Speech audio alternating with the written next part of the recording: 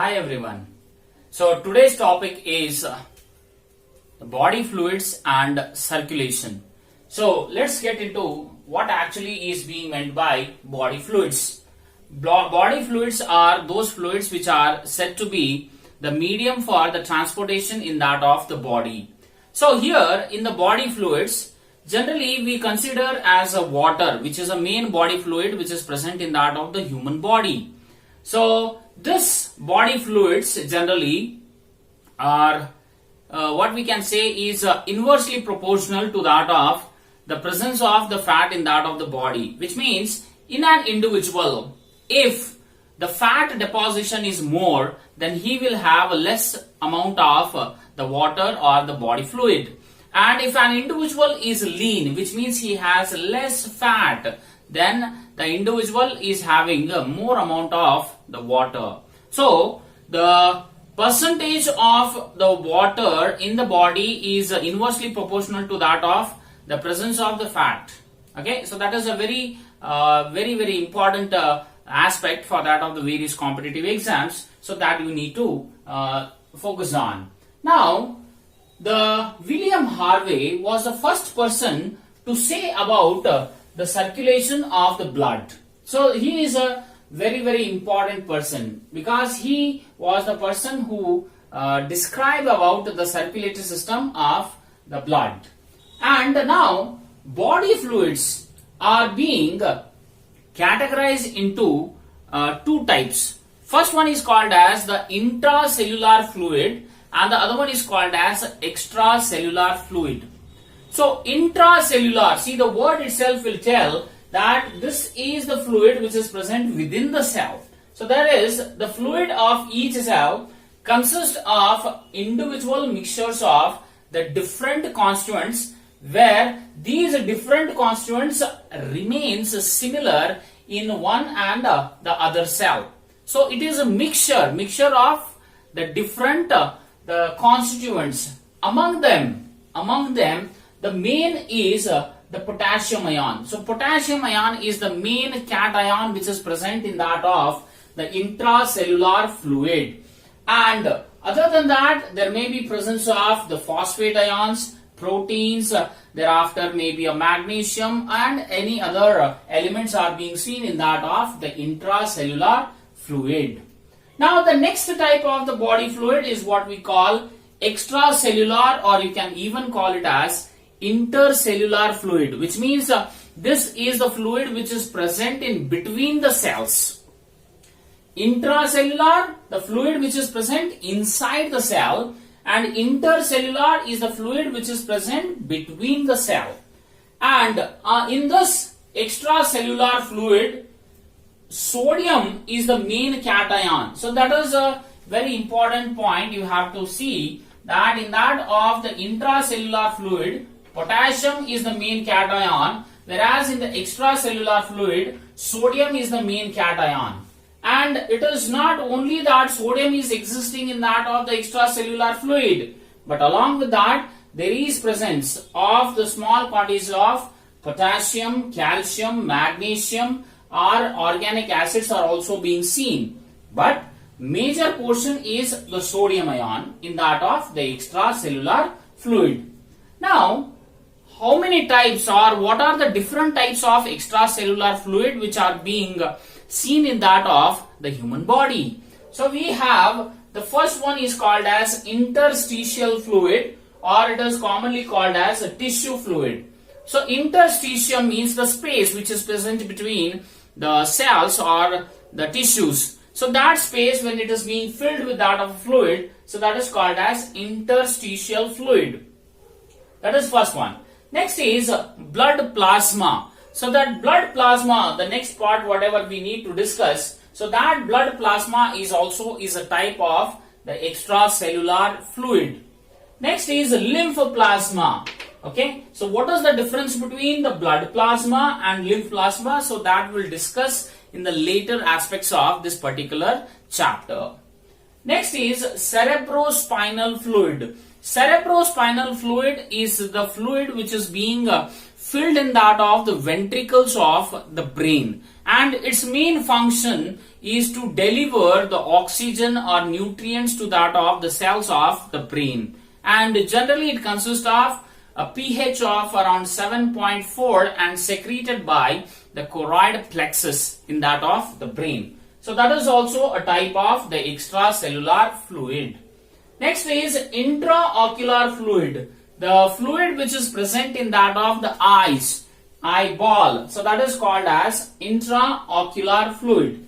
Synovial fluid. So this is the fluid which is being located in between the joints. Especially we can say that the knee joints which are there, they are having the synovial fluid which absorbs the shock. Okay, while whenever an individual is jumping or walking or running, so whatever the friction is being produced, so that will be absorbed by that of the synovial fluid.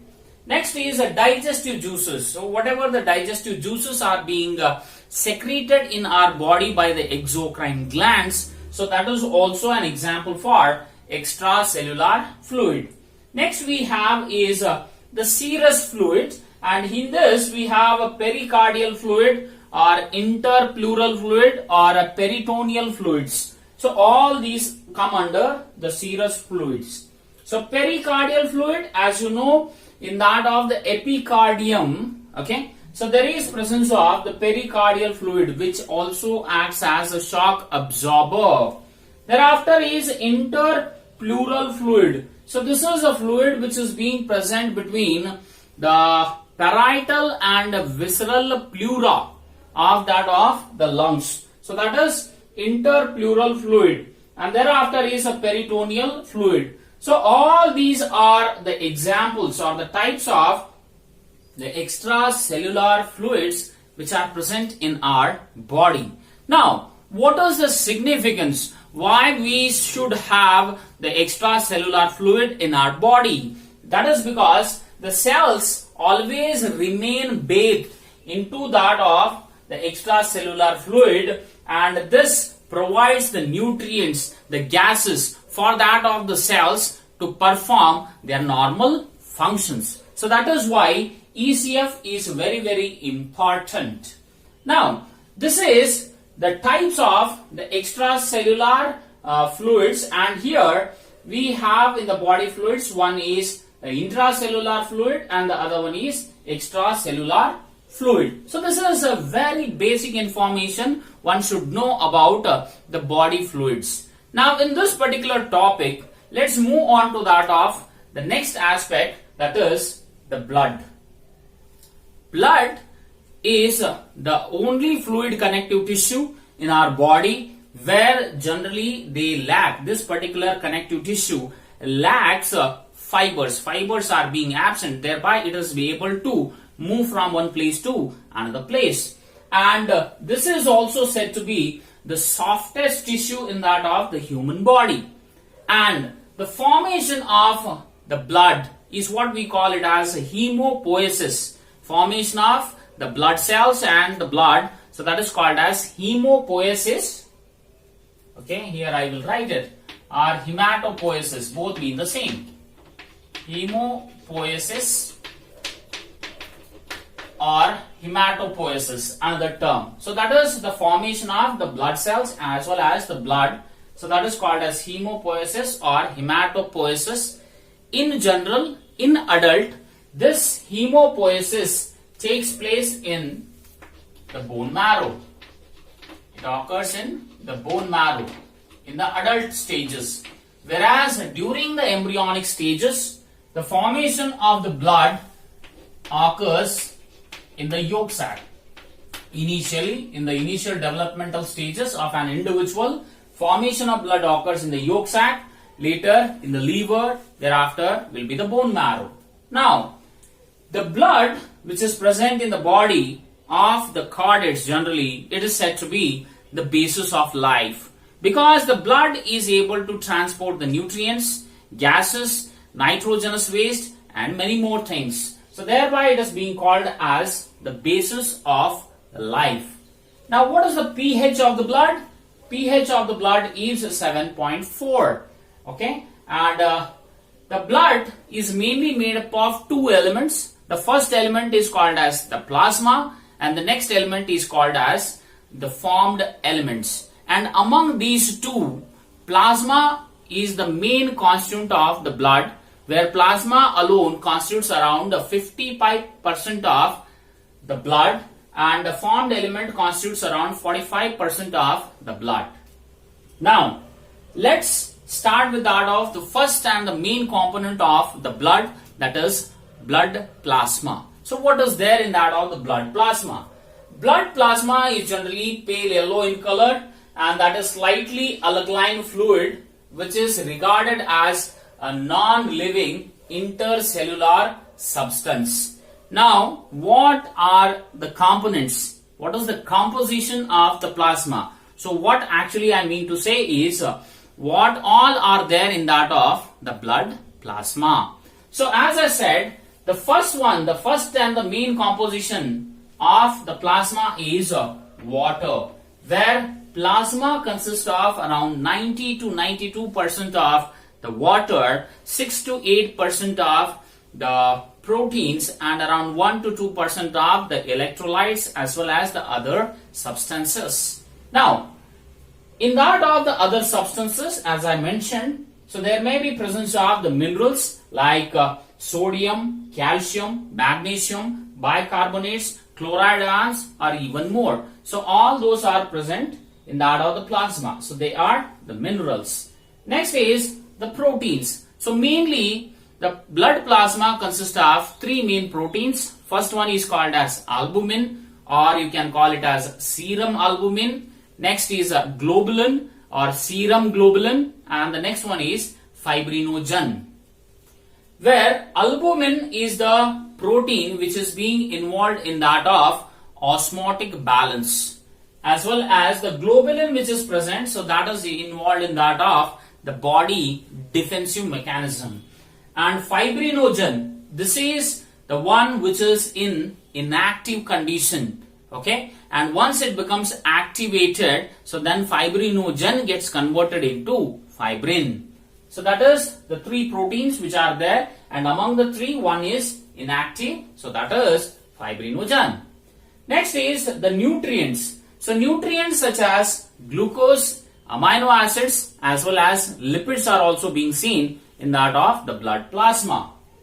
And it is not only which are being beneficial are there in that of the blood plasma. No, the blood plasma also consists of urea, uric acid, ammonia, creatine, creatinine, all those nitrogenous waste, the excretory substances are also being present in that of the plasma, while removal of these substances, we are able to see these components also.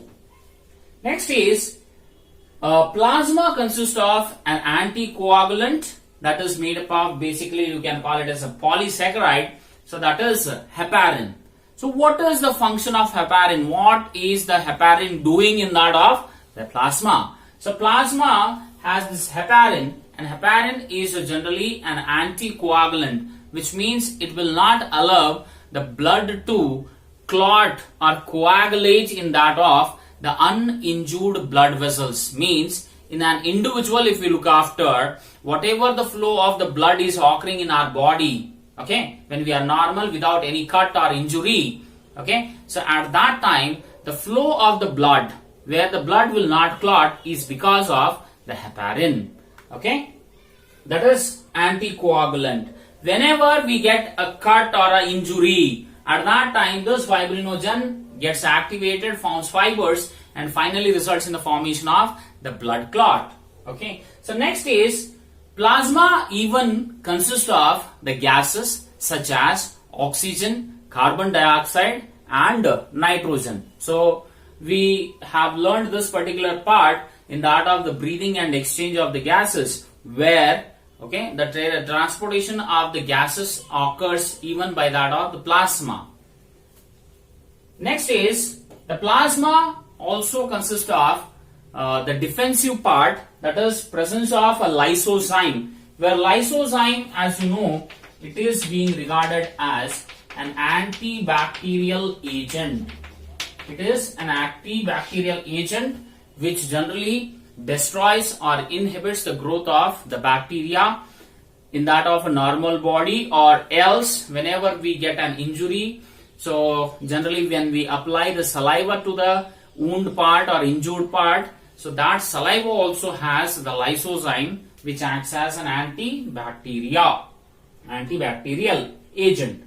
Properdin is also involved in that of the defensive mechanism, where this properdin generally attacks on that of specific viruses as well as a bacteria and destroys. So all these are the components, okay, which are being present in that of the plasma. So thereby we say that plasma, as it is made up of various of elements. For example, I will tell you, as it is having fibrinogen, the main function of the plasma becomes that it is having a role in the blood coagulation process. Yes, it is involved in blood coagulation process.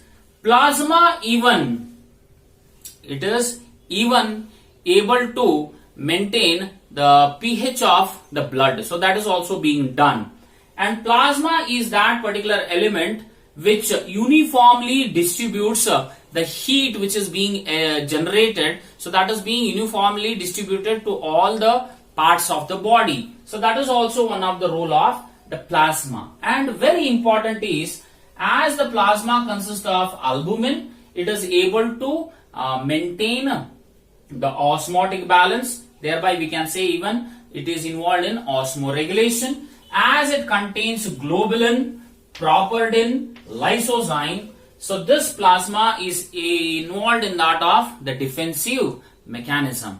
So this is all about the plasma, and this is all the video of introduction part to that of the body fluids and circulation. That is what we have discussed is the body fluids, the types of body fluids, and what is the importance of the body fluids. Thereafter we have started with that of the plasma, components of the plasma and the functions of the plasma. Thank you.